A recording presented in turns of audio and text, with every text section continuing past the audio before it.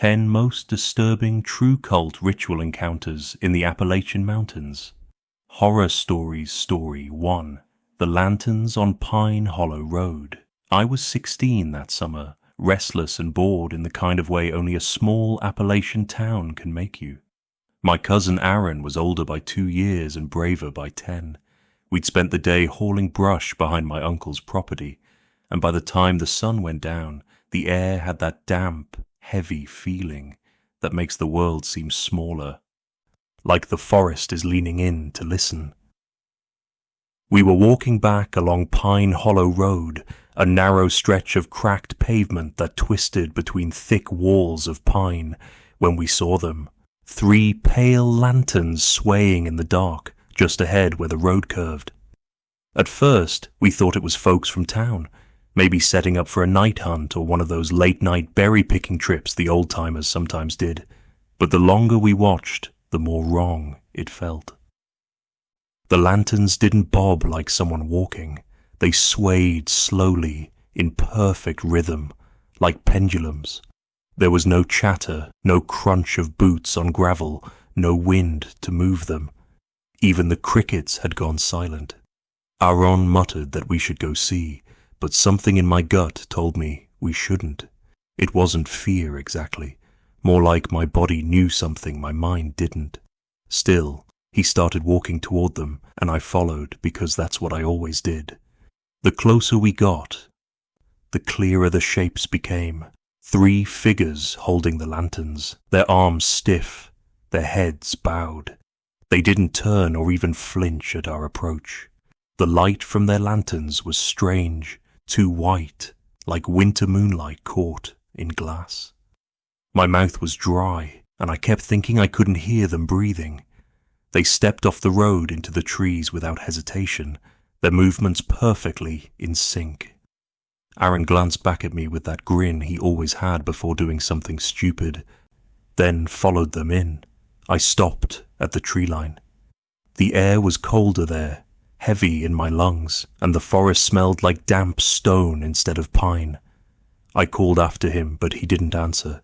The lights moved deeper, each sway disappearing behind branches until I couldn't see them at all.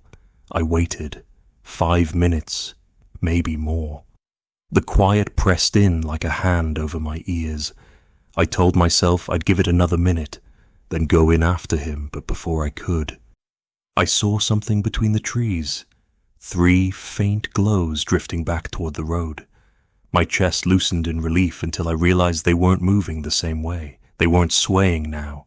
They were gliding, slow and steady, and there was no one beneath them. I backed away, keeping my eyes on those lights as they floated to the edge of the road and stopped, hanging in the air like they were waiting. I didn't run then. I just kept walking backward until a bend in the road hid them from view. I didn't sleep that night. By morning, I was knocking on the sheriff's door, trying to explain what I'd seen without sounding crazy. They sent a search party, dogs, men with radios, even a helicopter, but by sundown, there was nothing. No footprints, no scent trail, no sign Aaron had been there at all.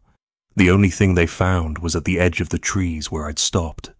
3 soot-black poles driven deep into the ground, the kind you'd hang lanterns on, but without lanterns.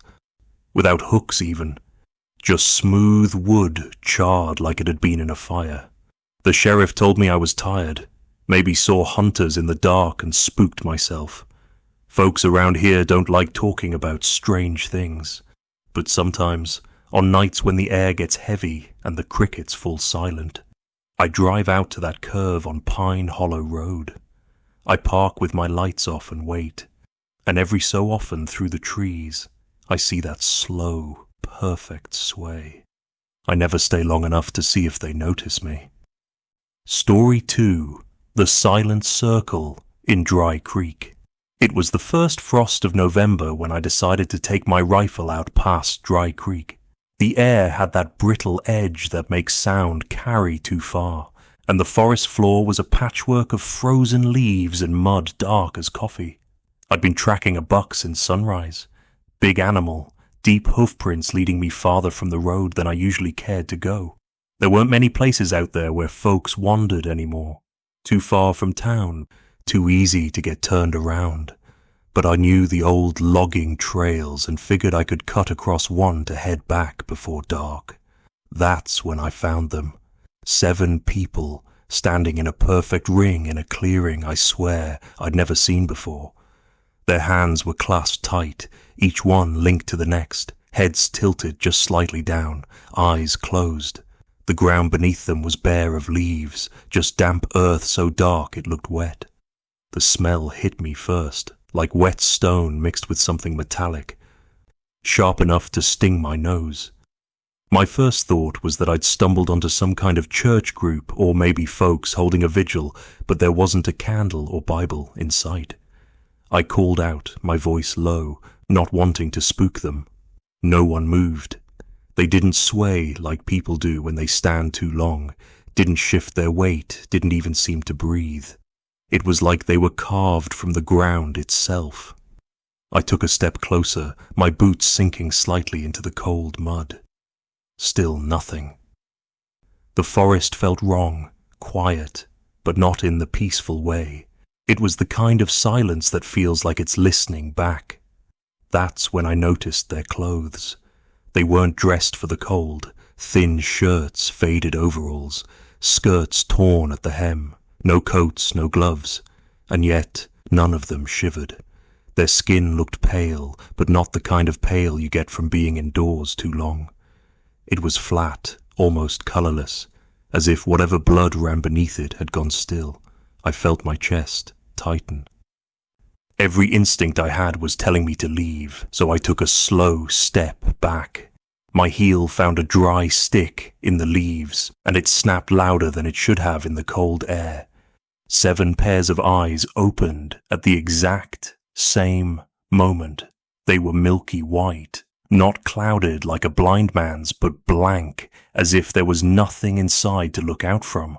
Every head turned toward me in perfect unison, and for a second, I couldn't move. I couldn't even think. I stumbled backward, keeping my eyes on them, waiting for one to step forward, to speak, to something. But they didn't move, not one muscle, just stood there, watching me, their hands still clasped, their heads tracking me as I backed toward the trees. By the time I'd put a good 20 yards between us, I turned and ran. My boots tore at the ground, lungs burning in the cold, but when I glanced back over my shoulder, they were still in that same ring. Only their heads had shifted, all 7 turned just enough to keep me in their sight. I didn't stop until I could hear the creak again, the faint trickle over rocks breaking that awful silence. I told myself I was just spooked, that maybe I'd stumbled onto something I wasn't meant to see, some backwoods ritual or an old family's way of honoring their dead. I didn't tell anyone when I got home. Folks in these parts don't take kindly to outsiders asking too many questions, and even though I was born here, I knew better than to poke at certain shadows. But 2 nights later, I woke to a sound outside my bedroom window.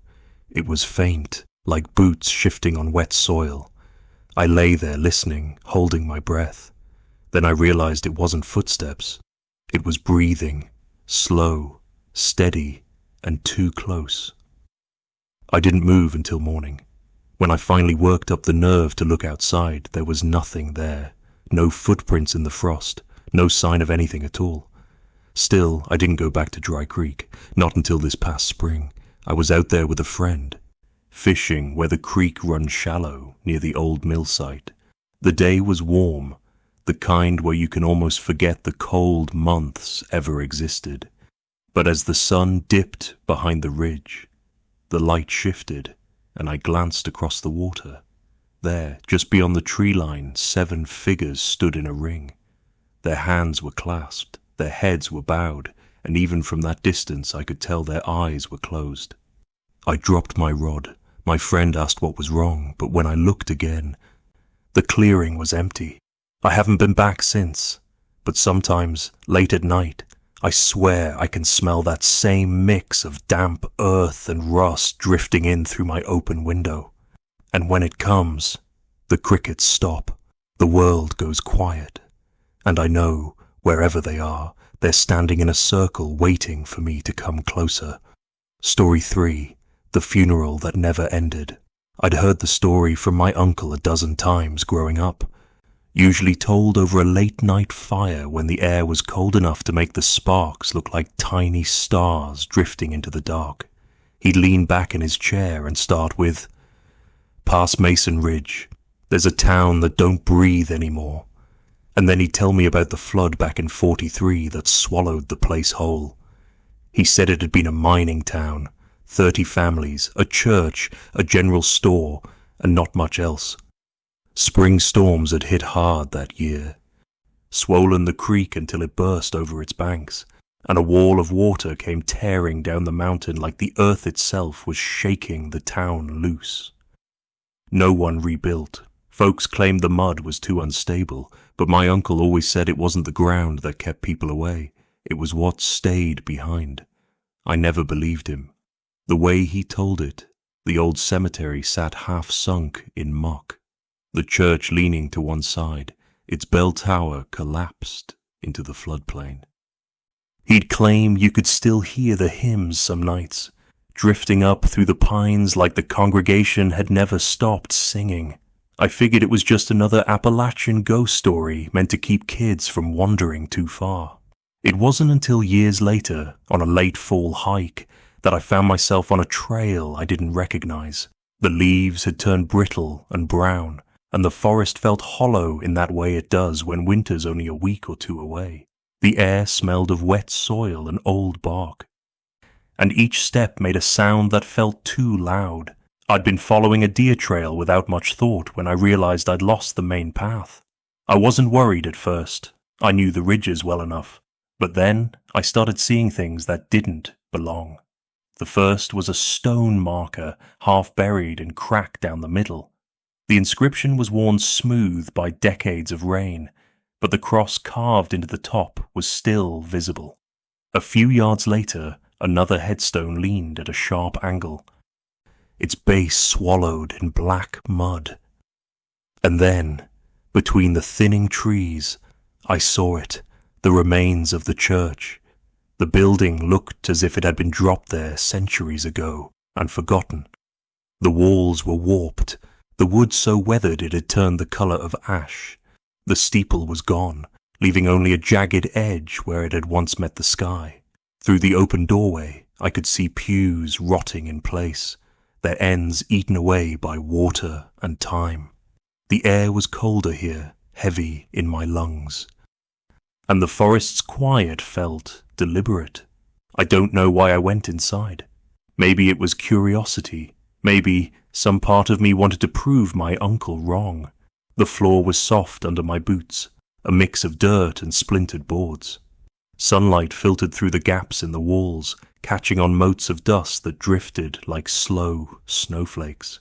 I walked the center aisle until I reached the altar, then turned and looked back toward the door. That's when I saw it through the broken frame. A coffin, halfway sunk into the mud just beyond the churchyard. The wood was dark, swollen from years of damp, and the lid sat slightly askew, as if it had been pried open and left. I stepped toward it without meaning to, my feet moving of their own accord. That was when I heard the singing. It started faint, so faint I thought it might be the wind catching somewhere in the hills. Low voices, drawn-out notes like a hymn sung at half speed, each one bleeding into the next. I froze, listening. The words weren't clear, but the tone was mournful, rising and falling with a kind of slow inevitability. My pulse kicked hard in my throat. I told myself it was just some hunters or campers messing around, but as the singing grew louder, I realized it wasn't coming from a distance. It was circling me. I ducked behind a headstone, my breath shallow, and peered toward the sound. That's when I saw them. A group of people dressed head to toe in black, the kind of black that doesn't fade, even in shadow. Each held a candle, the flames unmoving despite the cool breeze that whispered through the clearing. They walked in a slow, deliberate circle around the coffin, their heads bowed just enough to hide their faces. The singing came from all of them, their voices blending into a single low drone that seemed to pull the air tighter around me. I don't know how long I crouched there, watching. Time felt wrong in that moment, stretched thin. The circle moved without pause.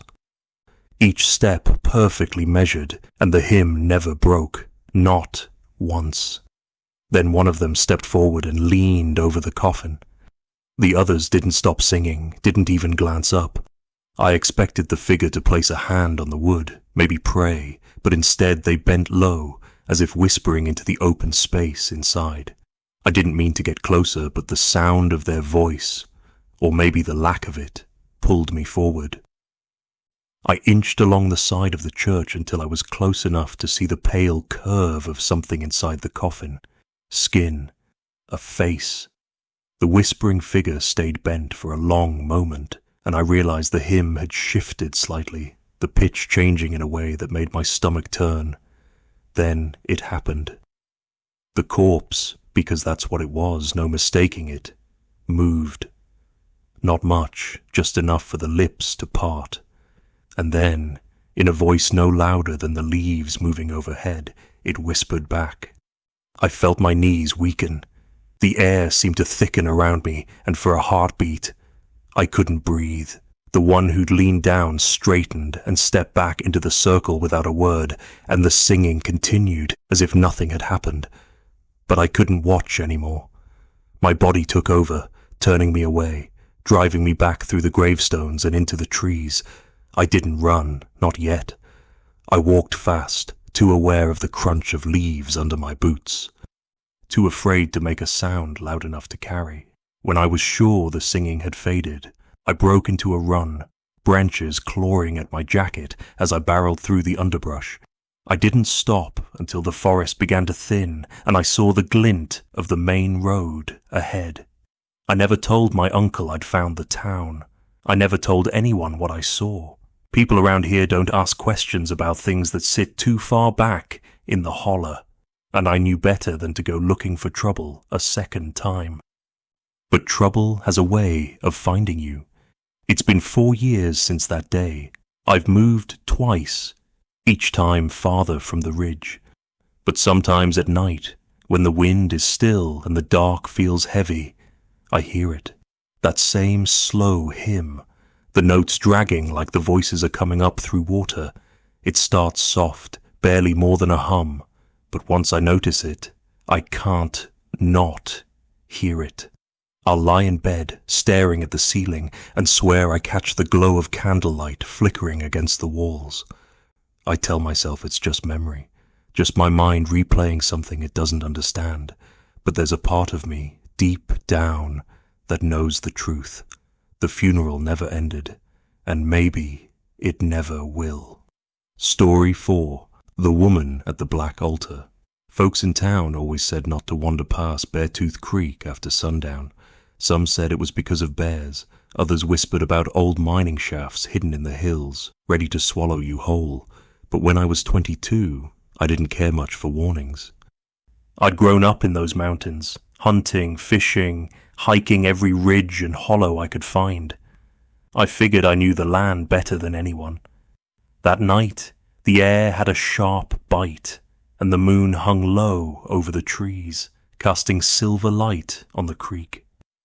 I'd been walking along the bank, letting the sound of rushing water carry me deeper into the woods than I'd meant to go. By the time I realized the sun had dropped, the water looked black, and the forest had gone quiet in that unnatural way that makes your skin prickle. I should have turned back then. I crossed the creek at a shallow bend, my boots sinking into the mud, and climbed the opposite bank. The trees thinned ahead, and I saw an opening in the woods, lit only by moonlight. I don't know what made me keep going. Maybe curiosity, maybe the strange pull of finding something you didn't expect. But I stepped into that clearing like I'd been led there. In the center stood a black stone altar, waist high, its surface slick like it had been polished. The moonlight didn't bounce off it. It seemed to sink into the stone, swallowed whole. The ground around it was bare, not a single leaf or blade of grass. Just cold dirt that looked darker than the forest floor should. A woman was kneeling in front of it. She wore a white dress that hung loose on her frame, the fabric whispering in the breeze. Her hands rested flat on the stone, fingers spread wide, and her head was tilted like she was listening to something far away, something under the earth. Her hair was long and dark, spilling over her shoulders and almost touching the altar's surface. I opened my mouth to call out, but before I could make a sound, a voice filled my head. It wasn't loud, but it was clear, like someone whispering just behind my ear. It was her voice, though her lips never moved. She told me to kneel. My body reacted before my mind could argue. My knees buckled, and I dropped onto the cold dirt, my palms pressing into the ground. The earth felt wrong, solid one moment, then almost soft, like it was breathing. A slow, steady pulse moved through it, the same rhythm you feel when you press your ear to someone's chest and listen to their heart. The sound filled me, settling deep in my bones. The woman's voice came again, telling me to listen. I didn't know what I was listening for, but I strained to hear beyond the pounding of my own pulse. There was something beneath us, faint but real, a low, steady hum, like wind moving through a hollow space, but thicker, heavier. I could feel it in my teeth, in the back of my skull. It made me dizzy, but I couldn't pull away. My eyes drifted shut without my permission, and images began to form, roots curling deep into darkness, water seeping through stone, and something vast lying just beneath the surface, shifting slowly in its sleep. When I opened my eyes again, the woman was standing. She hadn't made a sound getting to her feet. She didn't look at me, didn't acknowledge me at all. She turned toward the tree line and began walking, her white dress brushing against her legs. Her bare feet made no sound on the dirt. I wanted to call out, to ask her what any of this meant, but the voice in my head returned, softer now, telling me not to follow. I stayed on my knees, watching her disappear into the shadows. Even when she was gone, I could still hear her, those same words looping over and over in my head until they blurred into something like a song. My legs felt heavy when I finally stood. The pulse in the ground had faded, but it left a strange emptiness behind, like I'd been holding something in my hands and someone had taken it away. The walk back to the creek felt longer than it should have. The woods pressed close, the air colder than before, and every step sounded too loud. I kept glancing over my shoulder, half expecting to see her standing there. When I reached the creek, the water was silent. Not quiet, silent. No splash of current over rocks, no gurgle at the bends. I crossed as quickly as I could and didn't stop moving until I saw the faint glow of my cabin through the trees. That night, I couldn't sleep. Every time I closed my eyes, I saw the altar, the pale curve of her hands against the black stone, the way the earth had pulsed beneath me, and always her voice, steady, patient, never raising or lowering, just repeating the same words, telling me to listen. Days passed, but it didn't fade. I'd be chopping wood or mending a fence, and I'd catch myself staring off toward the ridge where Beartooth Creek ran, my ears straining for that hum beneath the ground. Sometimes I'd think I heard it, a faint throb under the normal sounds of the mountain, and my hands would go still, my breath catching. I started dreaming about her. In the dreams, she wasn't always kneeling. Sometimes she was standing in the clearing, her hands raised to the sky, or walking along the creek with her feet just above the water. Once, I dreamt I was the one at the altar, my palms pressed to the stone, and I woke with dirt under my nails. I stopped going into town much. People noticed, asked if I was feeling all right, but I didn't know how to explain it. I couldn't tell them that I heard someone's voice in my head at all hours, that I felt tied to a place I'd been told my whole life to avoid.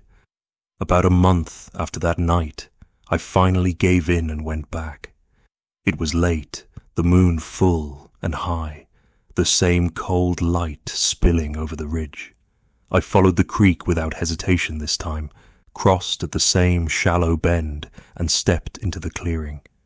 The altar was there, exactly as before. The dirt around it bare and dark, but she wasn't there. I knelt anyway. My hands found the stone, and the pulse came instantly. Strong and sure, the hum rose beneath me, threading into my bones. I closed my eyes and listened.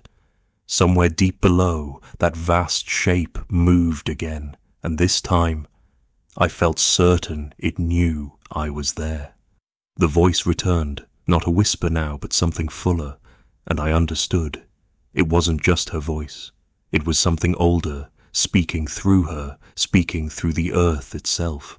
When I opened my eyes, the clearing was empty. The hum faded, but the rhythm stayed in my chest, beating alongside my own heart. I left without looking back, but I knew I'd return. I still hear her every night, her voice weaving into my thoughts until I can't tell where mine end and hers begin. And when the ground under my cabin trembles, just barely enough to notice, I wonder if that thing beneath the earth has finally started to wake. Story 5, The Gathering at Old Salt Mine, number 7. They always told us not to mess around near Old Salt Mine, number 7. The place had been boarded up long before I was born, after an accident that killed 6 men. My grandfather said the company sealed it for safety, but folks in town told different stories, about voices that carried up from the shaft at night, about the taste of metal in the air, about people who went in and didn't come back. I never thought much of it. I'd passed it plenty of times while hunting, just another rotting scar in the hillside with its entrance covered in warped timbers, rusted nails jutting out like teeth. But there were nights, cold, clear ones in late fall, when you could stand far off and see a faint flicker of light slipping through the gaps in the wood. Most folks pretended they didn't notice. It was one of those nights when I got the idea to take a closer look. I'd been out checking traps and was cutting back across the ridge when I saw it. Soft orange light spilling in thin lines between the boards. It was too steady to be a reflection, too warm to be a flashlight. My breath clouded in front of me as I crept closer, the frost on the grass crunching under my boots. The closer I got, the more I realized the air smelled strange. Not the damp earth I expected, but something sharp, like minerals scraped fresh from stone. I found a spot between the boards where the wood had warped enough to leave a finger-wide gap. Pressing my face to it, I peered inside. The mine tunnel stretched back farther than my eyes could follow, the walls glistening faintly as if slick. Down the center, a line of people was moving slowly toward the shaft. They wore clothes that looked older than me, wool coats gone thin, skirts torn and trailing in the dirt, boots caked in mud. None of them spoke. Each held a small mound of something white in their hands, cradled carefully as though it might spill. It took me a second to realize it was salt. When the first in line reached the mouth of the shaft, they knelt and poured their salt in a rough circle on the ground, their hands trembling slightly. Then they lowered themselves until their faces touched the dirt inside the ring. I could see their shoulders rise and fall in slow, measured breaths, as if they were breathing something in. One by one the others followed, each repeating the same ritual, pouring, kneeling, pressing their faces into the ground. The only sound was the faint grit of salt falling, the shuffle of boots on stone. My heart was hammering, but I couldn't pull myself away. I watched the 10th person in line, a tall man with a shaved head and a frame like he'd been built for heavy work. He moved with a strange kind of calm, his steps deliberate, his gaze fixed on the shaft. When he reached the circle, he poured his salt, knelt, and lowered his face. For a moment, nothing. Then he lifted his head, and his eyes swept the tunnel until they locked on mine. Even from that distance, I felt it. A cold recognition. Like he'd been expecting me. Slowly, deliberately, he smiled. It wasn't the kind of smile you give to reassure someone. It was stretched too far, too steady, and it didn't touch his eyes. His lips moved, forming words I couldn't hear, but somehow I knew they were meant for me. Whatever he said, the others heard it too. Without hesitation, every head lifted from the dirt and turned toward me. Dozens of faces pale in the candlelight, their eyes dull and unblinking. The sound started then, feet pounding against the packed earth of the tunnel. It wasn't a sprint, but a steady, relentless advance, the kind you couldn't outrun if they didn't want you to. I stumbled back from the boards, my shoulder catching on a rusted nail. Pain flared, but I didn't stop. I turned and ran, the sound of their approach spilling out of the tunnel behind me. My boots tore at the frost-hardened ground, breath burning in my chest. The pounding grew louder, closer, and I didn't dare look back. The ridge dipped, and I cut down through a thicket, branches whipping at my face. I risked a glance over my shoulder, and saw nothing. The mine entrance was sealed tight, the boards as still and weathered as they'd always been. No light, no movement, no sign anyone had been there at all. I didn't stop running until I reached the dirt road that led back to my truck. My hands shook as I dug out my keys, every shadow along the roadside feeling too deep, too occupied. By the time I made it home, I'd convinced myself it had to be some kind of trick of the light, or maybe I'd stumbled into someone's idea of a prank. Still, I didn't go back to the ridge for weeks. When I finally did, it was daylight. The mine sat there, silent, its boards grey and splintered, the ground around it undisturbed. I told myself it had been my imagination, but that night, lying in bed, I heard it, faint at first, then clearer, the measured pound of dozens of feet on hard-packed earth. Somewhere deep beneath me, I don't go near the mine anymore, but I've started to notice other things. Sometimes, in the dead hours before dawn, I'll wake to find a thin dusting of salt across my porch. And twice now, when I've gone out to check my traps, I've found small circles of it pressed into the dirt, the center smoothed flat as if someone had been there, breathing in the ground. I don't know if they followed me from that night, or if I was always meant to find them. All I know is that if you ever see light flicker behind those boards, turn around, don't look, and whatever you do, don't let them catch you watching. Story 6. The Chapel in the Pines. I'd been walking since early that morning, certain I could cut across the ridge and hit the old fire road before sundown. I'd hunted these woods plenty of times, but I'd gone deeper than I meant to chasing a buck's tracks, and somewhere along the way, the landmarks I knew had slipped away. The afternoon sky had turned a dull, cold grey, and the temperature dropped with it. The wind had gone still, and every step I took through the pines seemed to echo in my ears. By the time I admitted to myself I was lost, the light was fading fast, and the woods around me had taken on that strange, colourless look they get just before dark. I figured I'd find a dry patch of ground, build a fire, and wait for daylight. But then I saw it through the trees, a sliver of straight lines and angles where there shouldn't have been any. It was a tiny building, almost swallowed by the pines around it. The wood was grey with age, the boards warped and splitting. There were no windows, just a crooked door leaning on rusted hinges. A thin seam of light leaked out from the bottom, not bright like electricity, but a dim, flickering glow. My first thought was that it might be an old hunting shack. Maybe a place to get warm for a minute. My boots crunched over pine needles as I stepped closer, and the smell hit me, musty, like wet cloth left in a basement too long, mixed with something faintly sweet and metallic. I hesitated at the threshold, my hand hovering over the door.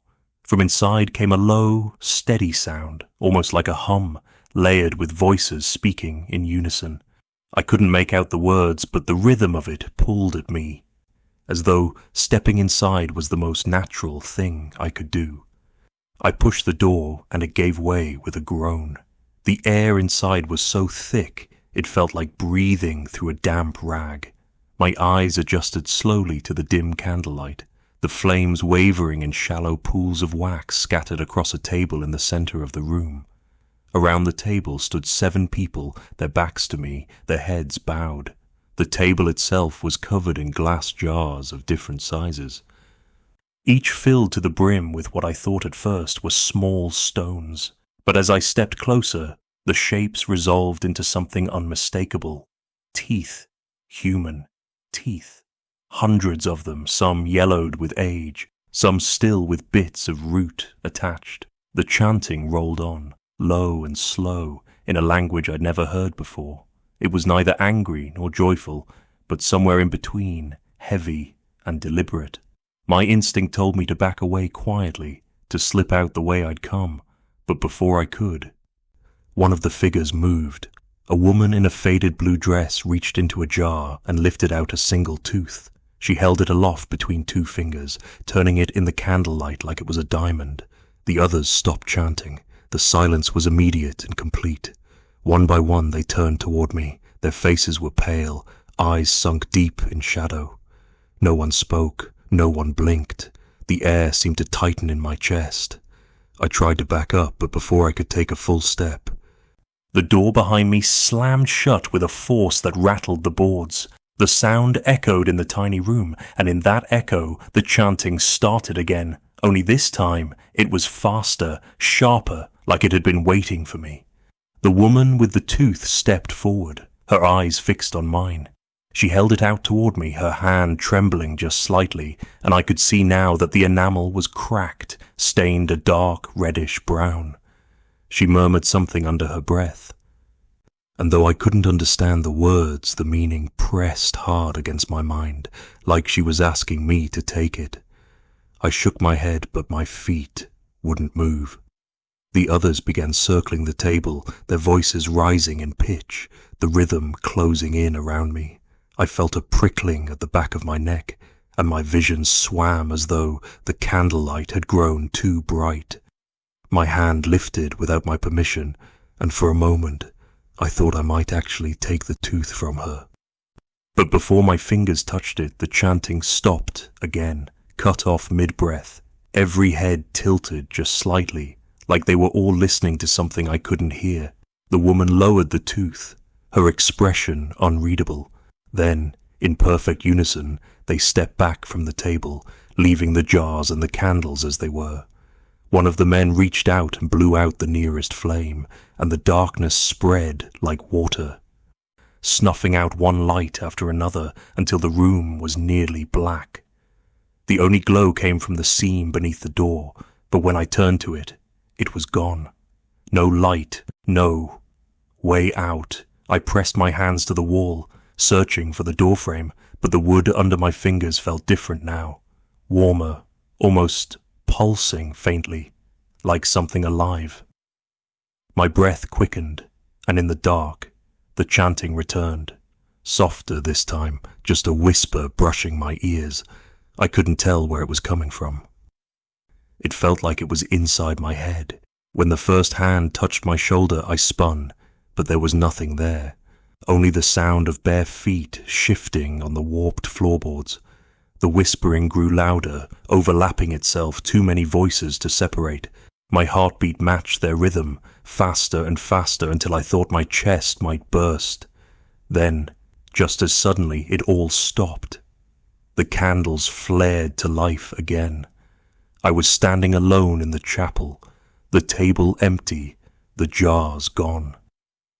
The air was clear, no heavier than any other room. The door was just behind me, hanging crooked as before. I stumbled out into the night, the cold air hitting me so hard it made my eyes water.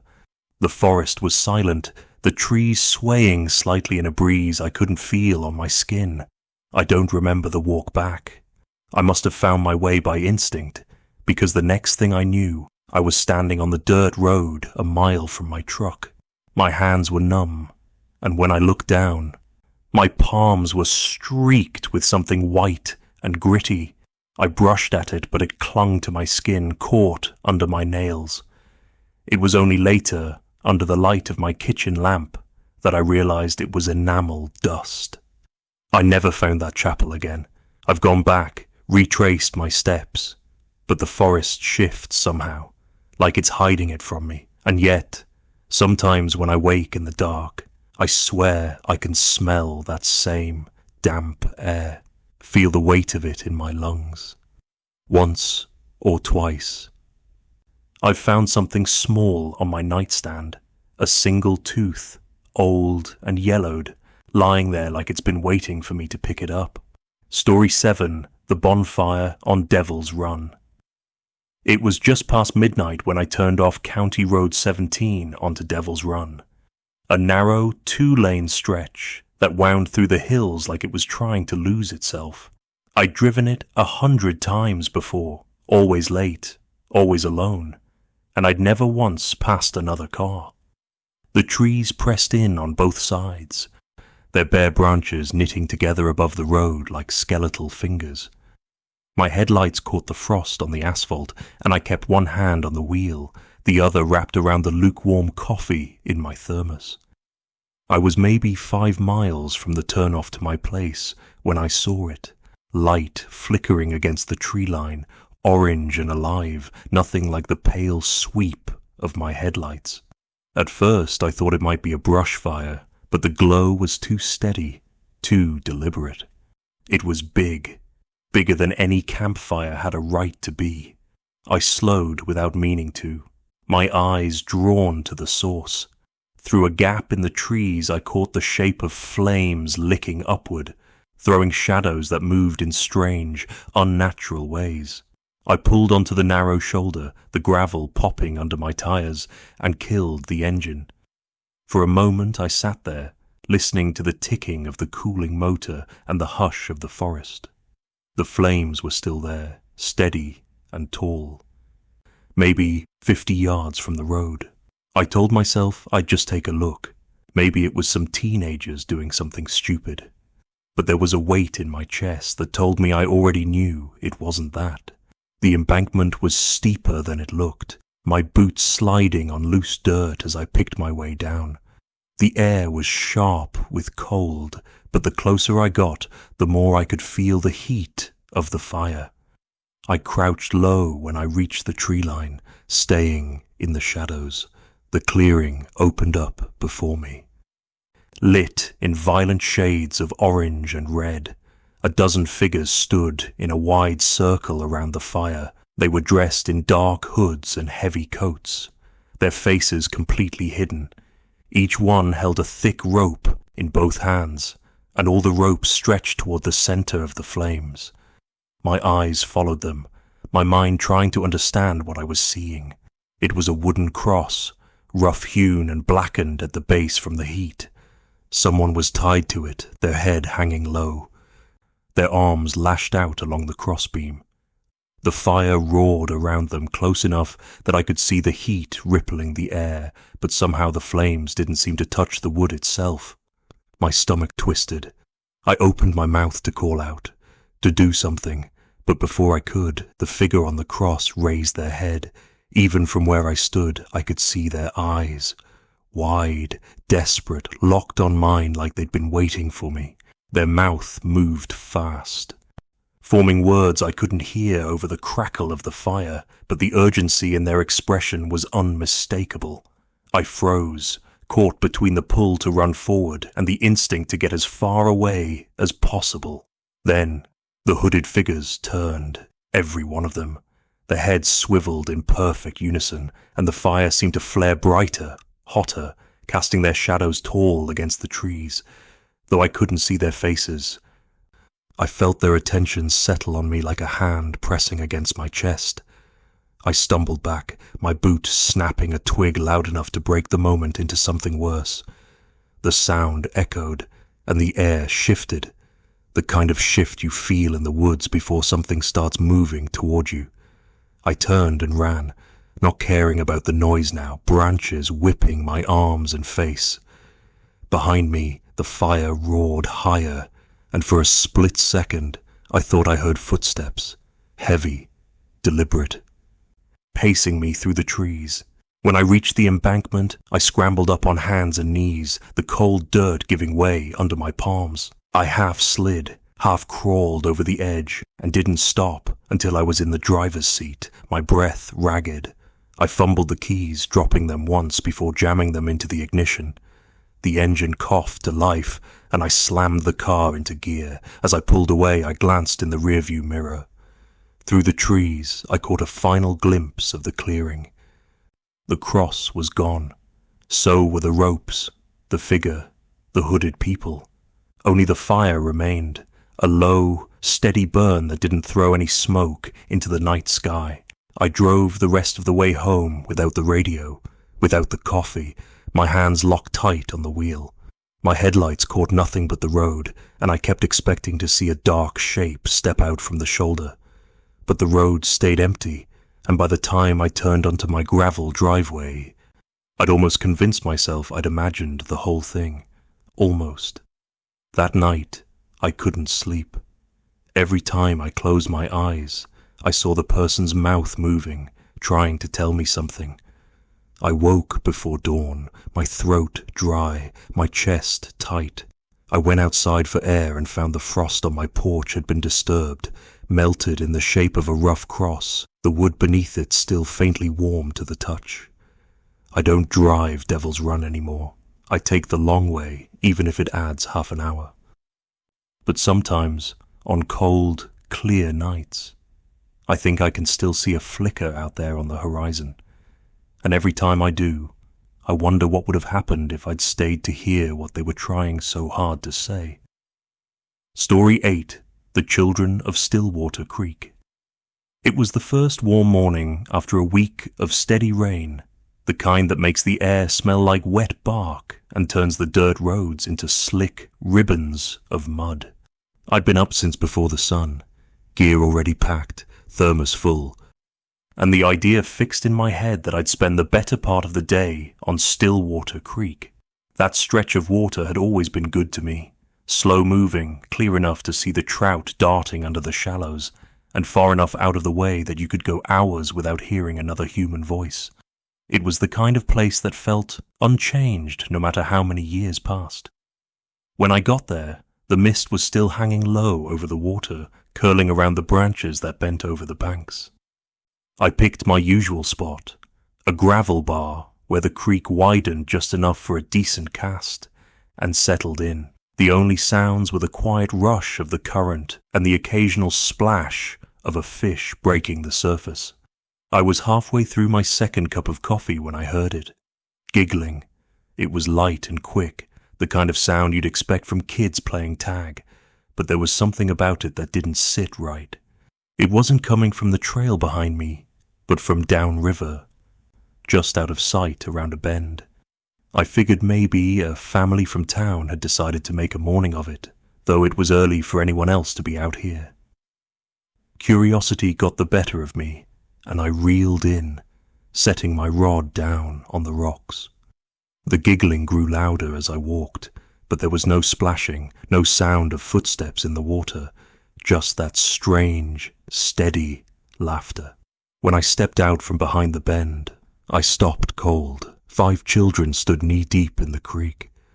They were barefoot, their feet pale against the dark stones beneath the water. Each one held something small and limp by the tail or the wings. 2 had rabbits, 1 had a bird, and the others had what looked like field mice.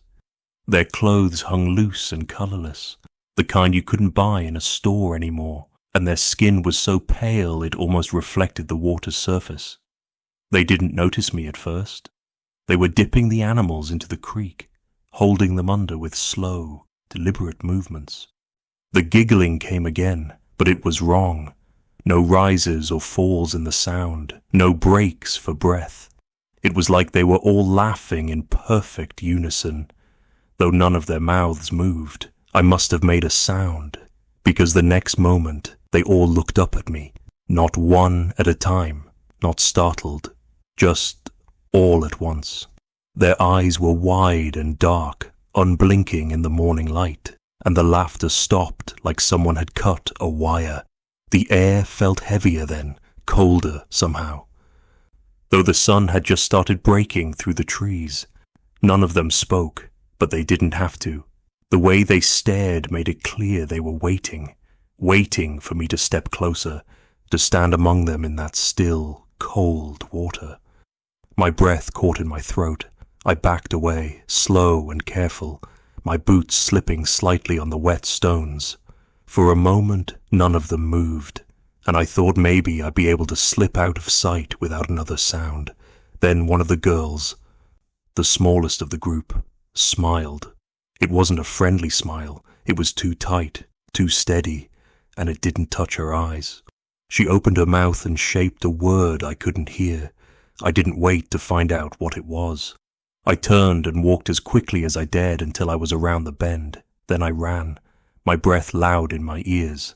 I didn't stop until I reached the gravel bar where I'd left my gear. The creek behind me was silent, but I could feel their eyes on my back the whole way out of the woods. That night, I couldn't get the image out of my head. The pale feet in the dark water, the limp weight of the animals, the perfect unison of their movements. I lay awake for hours, listening to the rain start up again, telling myself I'd imagined the way they'd all looked at me like I'd already made some kind of promise. The next morning, I went back.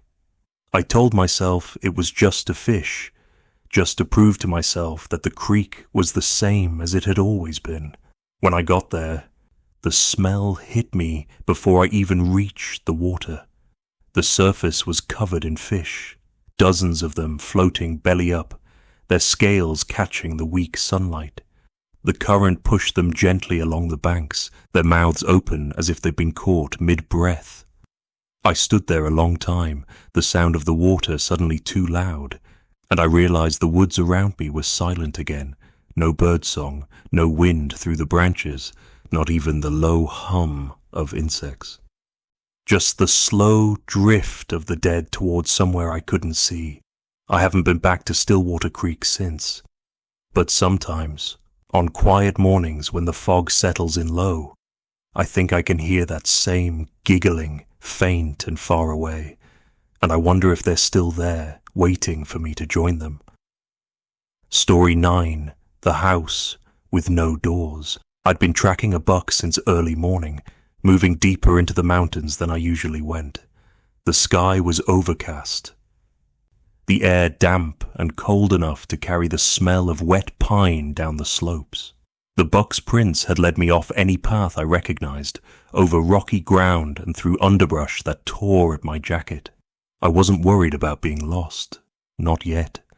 The ridges here curved in familiar ways, and I could always follow the stream down to the valley. It was around midday when I saw it. At first I thought my eyes were playing tricks on me, just a pale, square shape between the trees where there shouldn't have been anything man-made. As I got closer, the shape sharpened into straight boards, fresh and light-colored, like they'd been cut and nailed together within the last month. It was a cabin, about the size of a one-room shack, the kind hunters sometimes throw together for shelter. The wood was clean, the roof still smelled faintly of tar, and there wasn't a single mark of weathering on it. But there was something wrong. There were no windows. No door, just solid walls, unbroken from corner to corner. I walked a slow circle around it, boots sinking in the soft ground. Each side was the same, bare boards fitted tight, no seams except where they'd been joined. The corners were sharp, the nails driven flush, the kind of work someone takes their time on. It didn't look abandoned. It looked sealed. That's when I heard it, a low murmur like a crowd speaking just below the edge of hearing. I stopped moving, held my breath, and listened. It wasn't coming from the trees or the hills. It was coming from inside the cabin. Dozens of voices, all speaking in the same slow rhythm, rising and falling together. I couldn't make out any words, but the tone was steady, almost like a song with no melody. I stepped closer until I could feel the dampness of the wood under my palm. Pressing my ear against it, I realized the sound was clearer here, not loud, but deep, like it was coming from far below the surface. The voices moved together in strange harmony, overlapping just enough to make my chest tighten. The longer I listened, the more I noticed something else. The wall was warm, not just from the touch of sunlight. It was fever warm, like skin. I pulled my hand back and stared at the boards, half expecting them to be breathing. Then the voices stopped. The silence was sudden, heavy. I stayed frozen where I was, my heartbeat thudding in my ears. And then, from directly in front of me, there came 3 slow knocks. Not the sharp rap of knuckles on wood. These were dull, weighty, like something pressing from the other side. I took a step back, but before I could turn away, I heard it. A whisper, so close it should have been right against my ear, though there was no one beside me. "Let us out." The words slid into my head more than they reached my ears. I turned fast, scanning the trees, but there was nothing. No movement, no tracks in the soft soil except mine. The cabin stood still and perfect, the pale wood unmarked, the forest hushed around it. I wanted to leave right then, but my legs didn't move. Some part of me needed to be sure. I stepped around to the other side, half hoping I'd find a hidden hatch or door, anything to explain it. But every wall was the same, sealed and smooth, the boards tight together like they'd grown that way. The air felt thicker the longer I stayed, as though the woods themselves were holding their breath. I thought I heard faint scratching beneath my boots, not from the ground but from somewhere under it. I backed away slowly, keeping my eyes on the cabin until the trees closed it off from view. The hike back down took longer than it should have. The woods seemed different, quieter, yes, but also watchful. I kept expecting to hear the murmur again, drifting through the branches, but there was nothing until I reached the stream. That night, I lay awake, listening for any sound beyond my walls. Sometime after midnight, I heard it again. 3 slow knocks, so faint they could have been my own heartbeat. Then, a whisper, low and certain. "Let us out." I've been back to that ridge twice since then, both times in daylight, both times without finding it. The forest looks the same, the ground undisturbed, but sometimes when I'm hunting and the wind goes still, I catch the smell of fresh cut wood and tar, and in the distance, just for a moment, I hear them, dozens of voices in low, perfect harmony, waiting. Story 10. The Procession on Midnight Ridge. I'd been making the climb up Midnight Ridge since I was a teenager, but that night was the first time I'd ever stayed to camp at the summit. It wasn't the most forgiving place. Wind tore at you from both sides, and the ground was nothing but stone and patches of wiry grass. But the view was worth it. From up there, you could see the valley stretch out in all directions, the dark outline of the mountains rolling away like waves. I'd made a small fire, cooked what I'd brought, and settled in under the kind of quiet you only get that high up. It must have been close to midnight when I saw them. At first, it was just a faint orange flicker along the ridge's far edge, barely noticeable against the dark. I thought it might be lightning flashing behind the clouds, but the glow stayed, and after a few moments, shapes began to form in it. Figures, tall, thin, and moving in single file, walking along the horizon. Each carried a torch, the flames swaying in unison as if the wind couldn't touch them. Their pace was slow, deliberate, and perfectly matched, like they were tied together by an unseen rope.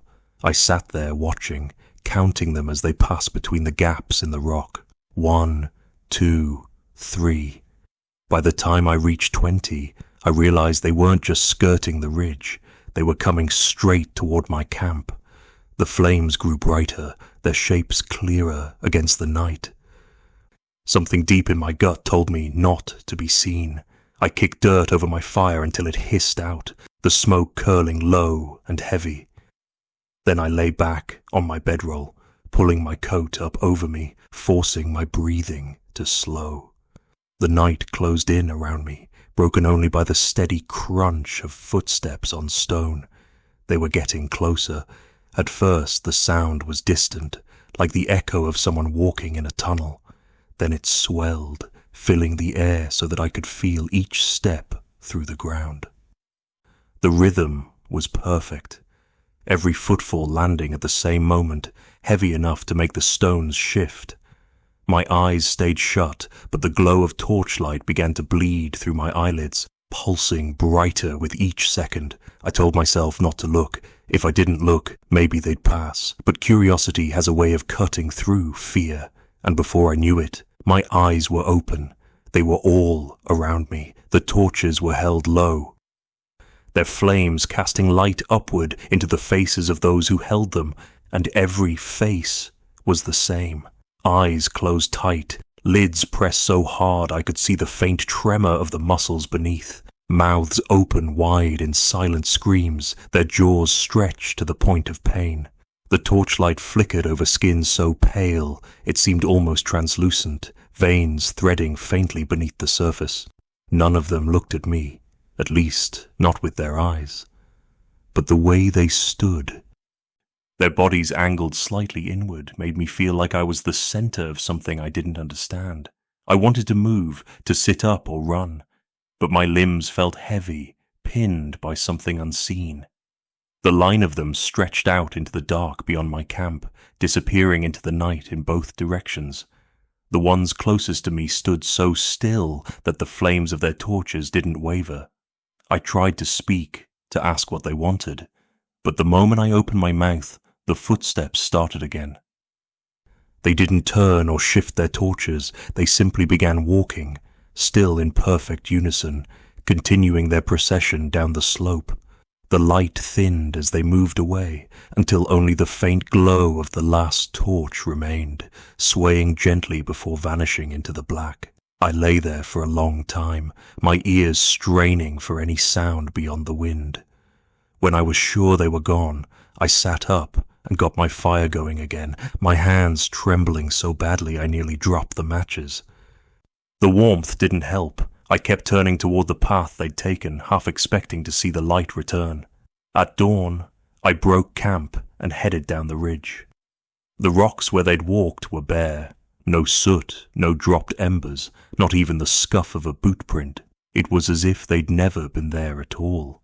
I've never camped on Midnight Ridge again, but on certain nights, when the clouds are low and the valley is quiet, I'll see the faintest line of torchlight moving along the horizon. And every time, I wonder if they remember where I was lying, and if one night they'll decide not to keep walking. Ask ChatGPT.